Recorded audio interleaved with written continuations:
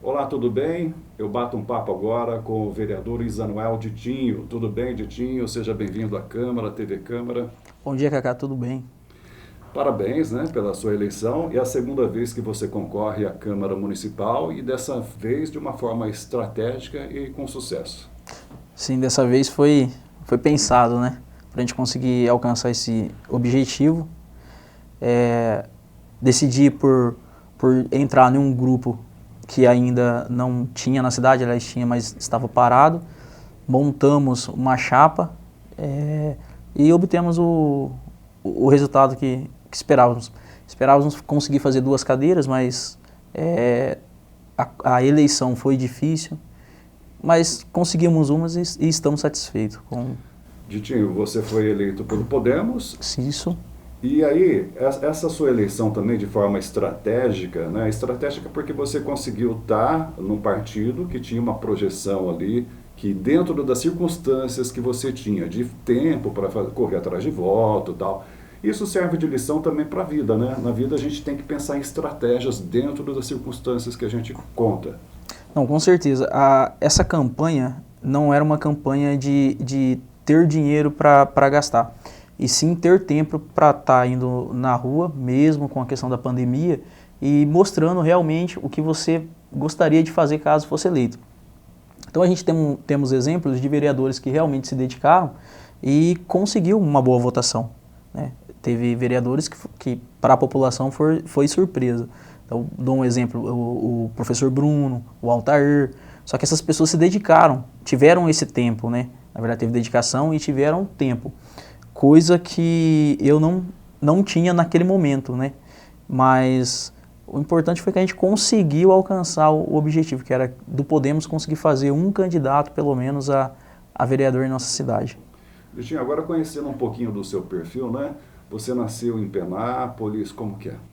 Isso. Nasci em Penápolis, sou filho da Janice Machado e Benedito Cassimiro.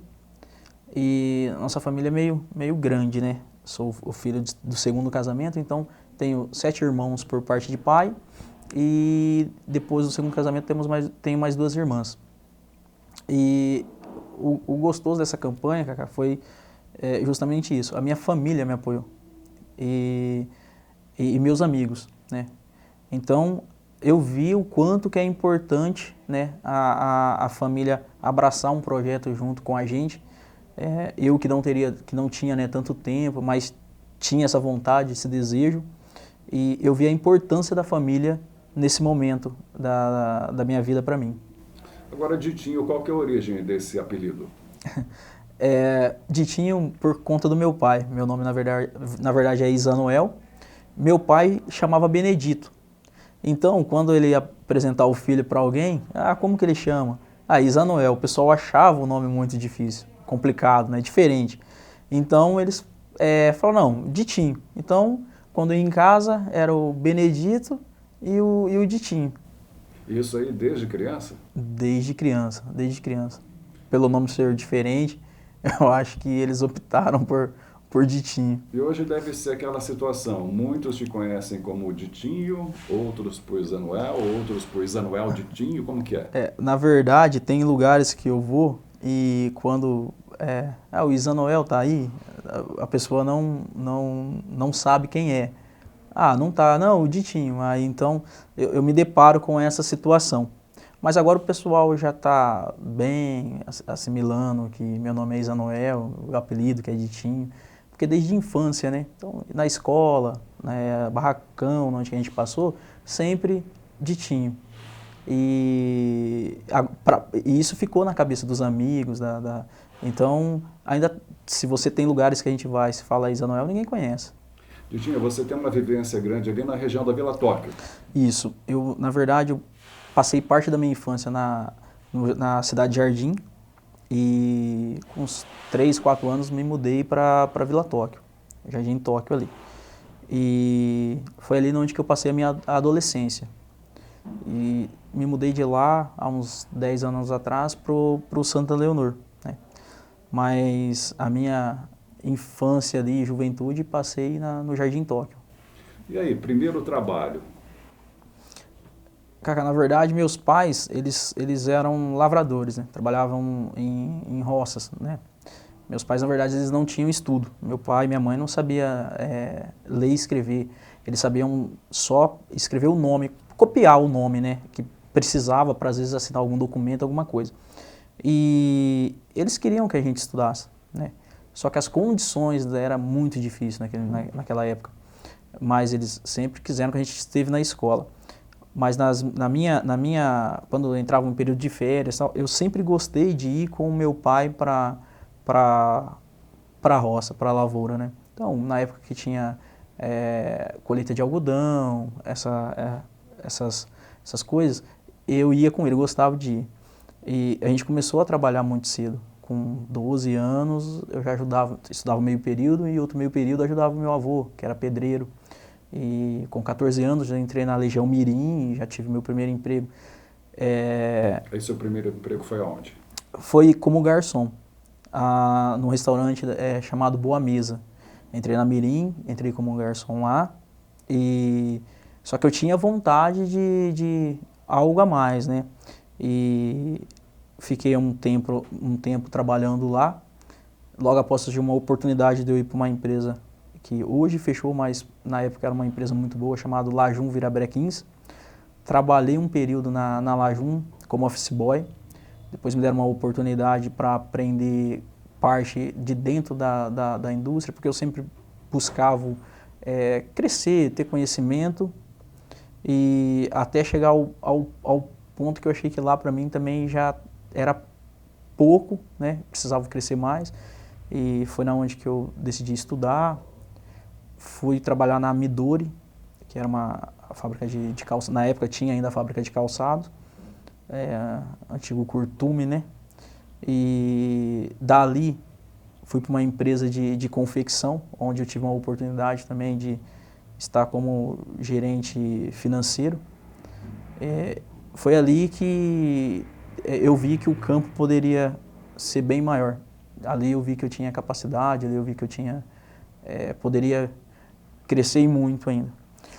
De lá, partir para o setor de usina, no qual estou até hoje. Inicialmente como funcionário? Sim, inicialmente como funcionário. Comecei num setor de PCM, né, Planejamento e Controle, e lá a gente é uma indústria muito grande e você conhece vários setores e vai se apaixonando por alguns, né? E no meu caso, eu acabei partindo para o campo, né? E onde hoje eu tenho alguns negócios voltados nesse setor. Você acabou tornando-se um empreendedor, né? Eu acho que a vida me levou a isso. Eu sempre quis, né, ter uma condição de vida melhor. Só que eu sempre vi que se eu ficasse só trabalhando para alguém, eu teria o meu salário e eu teria que me conformar com aquilo. Só que eu vi as oportunidades que aproveitei as oportunidades que foram surgindo. Então, um exemplo mesmo dessa usina, eu chegava lá às 7 horas, 7h30 da manhã, e muitas vezes eu saía de lá às 10 da noite. Então, assim, para alguns, a gente era bobo, a gente era, né, puxava saco, tal, mas na verdade, sempre alguém nos vê, né, vê a nossa capacidade, vê o nosso interesse, e eu acho que eu tive a oportunidade ali dentro de conhecer pessoas, né, e de poder ter um próprio negócio, mas foi através de interesse próprio mesmo, porque às vezes a gente trabalhamos com amigos de trabalho, só que você tem uma posição, um determinado pensamento sobre a empresa, sobre o negócio, e eu tenho outro. Então vai de nós ver o que é melhor para cada e decidir se a gente realmente fica nesse negócio. E ali passou vários amigos, alguns foi para outras áreas, mas eu acreditava muito no potencial do agronegócio, e acredito. E eu acho que eu estava certo, porque hoje você vê que o agro ele é economia, é o que move o nosso país. Além do agronegócio que você trabalha e investe, também tem na parte de construção civil. Isso. Eu sempre te falei, eu sempre observei, eu sempre tive atento ao mercado. Então tem um tio meu que ele começou a, a fazer. Logo que a Caixa liberou o projeto Minha Casa Minha Vida, ele começou a trabalhar e eu logo me interessei. Só que naquela época precisava ter um pouquinho de recurso e tal, e de momento não dava. Mas assim que eu tive a oportunidade, eu também entrei nesse mercado, que é um mercado que eu gosto muito, porque na verdade é um mercado que a gente fala que a gente não faz casa, né? A gente realiza sonhos nesse mercado. Porque normalmente é a pessoa que nunca teve uma casa, é a primeira casa dela, e a gente tenta fazer da melhor forma, o velho ditado, caprichar mesmo, porque a gente sabe que é um sonho de alguém que está sendo construído. E também é um mercado que hoje é muito estável no país, né? Dá um resultado bacana, gera muito emprego, e eu acredito que ele vai continuar por um bom tempo. Essa parte da construção tem um lado social muito forte, e falando de lado social, é uma situação que você trabalha há muito tempo, né? Sim, na verdade a gente começou a trabalhar nesse sentido da área social desde a escola, né? Com 14 anos, 13 anos, tive a oportunidade de conhecer uma pessoa que marcou muito a minha vida, que chama a Ana Romero. Ela era diretora do Jardim Eldorado e ela me deu uma oportunidade, acreditou na verdade em mim, em deixar a gente fazer alguns eventos na escola, para arrecadar recursos, para trocar uma lâmpada, para colocar um ventilador. E ali foi onde a gente viu que dava para fazer alguma coisa pela sociedade, né? Logo após a gente se engajou já no grupo de jovens, e lá também a galerinha, né, abraçava a causa. A gente tinha muitas pessoas que pensam como eu, e não paramos mais. Daí em diante a gente sempre está fazendo alguma coisa pela comunidade, sempre que está no nosso alcance a gente atende alguns pedidos, e acredito que agora a gente vai conseguir fazer isso ainda mais. E tem um grupo de amigos também que dá um apoio, né? Sim, porque assim, é o que eu falo, ninguém faz nada sozinho. Às vezes a gente precisa se unir para conseguir chegar num objetivo. Então às vezes alguém faz algum pedido que às vezes no momento eu não tenho condição, mas às vezes algum amigo meu tenha, ou a gente se reúne, racha, faz a vaquinha ali e acaba conseguindo ajudar essa pessoa ou aquelas pessoas. E eu acho importante isso. Acho que a gente doar um pouquinho, às vezes não é nem de dinheiro, mas do nosso tempo para poder ajudar alguém, faz diferença. Faz diferença. Mais para a gente do que para quem a gente está ajudando. Diltinha, vamos deixar registrado também o nome da sua esposa, dos filhos. Sim, eu tenho 2 filhos, né? O Benício com 2 anos e meio, a Isis que vai completar 1 ano mês que vem, e tô, né, com a Ana Paula já faz mais de 12 anos junto. É uma pessoa companheira, né, que me apoia nos meus projetos. Às vezes a gente acha que não vai dar, que é difícil, e a gente ter alguém ali do lado para poder estar ao lado, incentivando, faz muita diferença em nossa vida, né? Voltando à parte política, quando é que surgiu assim? Quem que fez o convite para você ser candidato a vereador a primeira vez? Na verdade, a gente cobrava muito, né, o poder público. A gente sempre estava em prefeitura, a gente estava sempre fazendo pedidos, protocolando na prefeitura, e um determinado dia a gente já tinha sido convidado, eu fui convidado por 2 pessoas, na verdade, pelo Kaique Rossi e pelo ex-prefeito Célio de Oliveira, né? Por que você não vem com a gente e tal? A princípio não me manifestei interesse porque eu achava que se eu entrar lá, às vezes as pessoas vão me olhar de outros olhos e tal. Mas depois de 4 anos eu pensei melhor e achei que talvez dentro, como vereador, poderia ajudar ainda mais. Então, há 4 anos atrás, me candidatei pela primeira vez, e agora a gente pensamos novamente de uma forma de realmente conseguir ser eleito. mas o chamado mesmo, assim, o convite veio vamos falar aí, há 8, 10 anos atrás. Só que naquela época a gente não tinha essa pretensão, não imaginava, não tinha ideia de almejar ser alguma coisa em cargo político. Diltinho, e aí como vereador você pretende ter alguma área específica que você pretende se dedicar mais? Algum projeto específico que já dá para adiantar? Inclusive no dia da posse eu até falei, eu acho que a área da saúde, ela sempre foi, eu acho que sempre vai ser uma área que requer atenção. E, na verdade, hoje se você andar nas comunidades, o que mais se pede, o que mais se precisa, na verdade, é atenção na área da saúde. Então, no meus 4 anos aí, frente à Câmara, eu vou bater muito forte em cima disso. Eu vou, independente de ter sido eleito junto com o prefeito, vamos cobrar muito disso. E eu acredito que ele esteja com compromisso. Então, a gente vamos bater em cima disso. Só que também, a gente não pode esquecer que de ter oportunidade para os jovens no primeiro emprego. Então, são coisas que eu acho que deve ter cursos técnicos vindo para Penápolis, né, para preparar esses jovens para futuros empregos. E essas duas coisas temos que andar juntos. Saúde e educação e preparar os jovens para esse mercado de trabalho é fundamental. Eu acho que em breve eu acredito que o país vai retomar a economia, vai ter oportunidade, virar empresas e os jovens ele precisa estar preparado. E a sua visão geral sobre Penápolis e também aproveitando sua visão sobre o Brasil? Penápolis é uma cidade estratégica.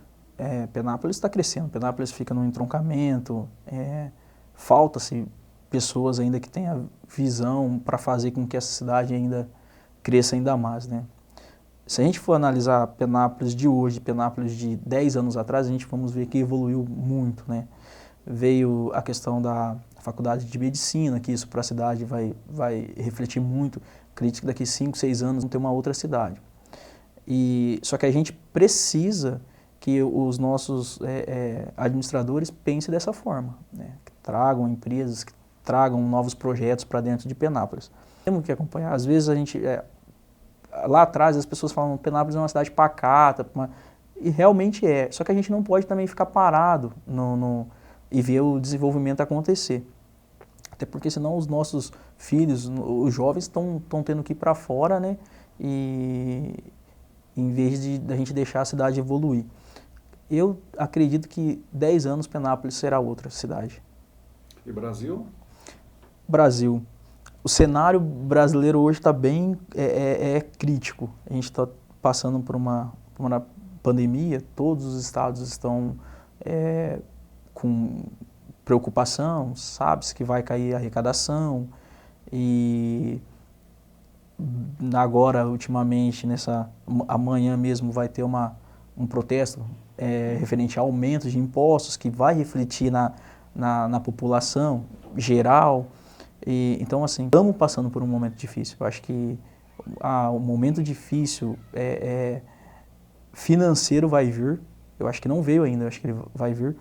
E a gente precisa estar preparado para passar por isso. Ok, Didi, eu deixo agora espaço para suas considerações finais. Quero agradecer, Cacau, a minha família, novamente, aos meus amigos que sempre esteve comigo, que sempre me apoiou nos meus projetos. E dizer que eu estou à disposição da população. Caso alguém queira, precise falar conosco, pode vir procurar a gente aqui na Câmara ou entrar em contato com a gente. A gente vai estar aí à disposição para poder ajudar, tentar fazer o melhor possível por essa pessoa ou por essa entidade. Obrigado, parabéns, sucesso. Obrigado, Cacá. Eu conversei com o vereador Isanuel Ditinho. Muito obrigado pela sua atenção e até a próxima oportunidade.